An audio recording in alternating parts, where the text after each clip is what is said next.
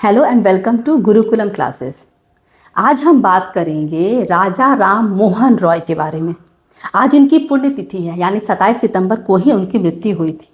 भले ही भारत में आज उनकी पुण्यतिथि का इतना महत्व न हो, लेकिन इंग्लैंड के ब्रिस्टल शहर में जहां उनकी मृत्यु हुई थी, वहां पे आज के दिन को ज़रूर मनाया जाता है। आज के दिन उनकी रचनाओं को, उनके लेखों को पढ़ा जाता है।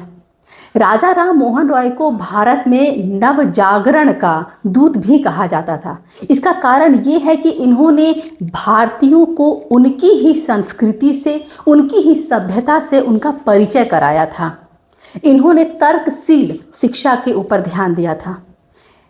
18वीं सदी के आसपास में राजा राम मोहन रॉय ने भारत में व्याप्त बहुत सारी कुरीतियों को देखा, जिनमें मुख्य था सती प्रथा, बाल विवाह, विधवा पुनर्विवाह पे रोक और स्त्री शिक्षा पर प्रतिबंध।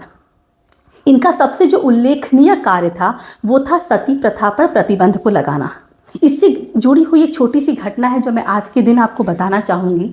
सती प्रथा को ब्राह्मणों ने ऐसा कहा, उस समय के जो ब्राह्मण थे, कि ये हमारे वेदों में लिखा गया है और इसे ही धर्म का पालन करना कहा जाता है।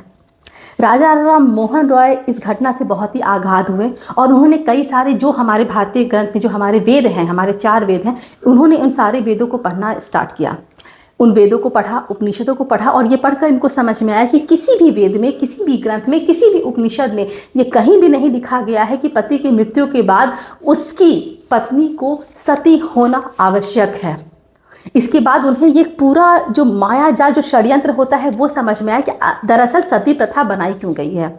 होता ये था कि अगर कोई स्त्री विधवा हो जाती है तो उसकी जिम्मेदारी लेगा कौन, और उसको घर में रखने का मतलब है कि उसको एक ऐसा इंसान जो किसी काम का नहीं है, जिसको अपशगुन माना जाता है, उसको खाना पीना दो, साथ ही साथ उसको जायदाद में हिस्सा भी दो। तो क्यों ना यह अच्छा रहे कि उस औरत को ज़बरदस्ती सती करा दिया जाए। इसके 2 फायदे होंगे।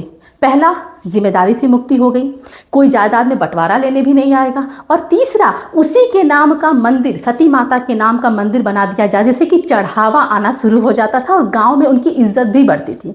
सोचिए, सिर्फ एक षड्यंत्र था, ये कोई धर्म नहीं था, और इसके खिलाफ आवाज़ उठाई राजा राम मोहन रॉय ने। और ये आवाज़ उठाने की वजह से राजा राम मोहन रॉय को उनके समाज ने बहिष्कृत भी कर दिया था।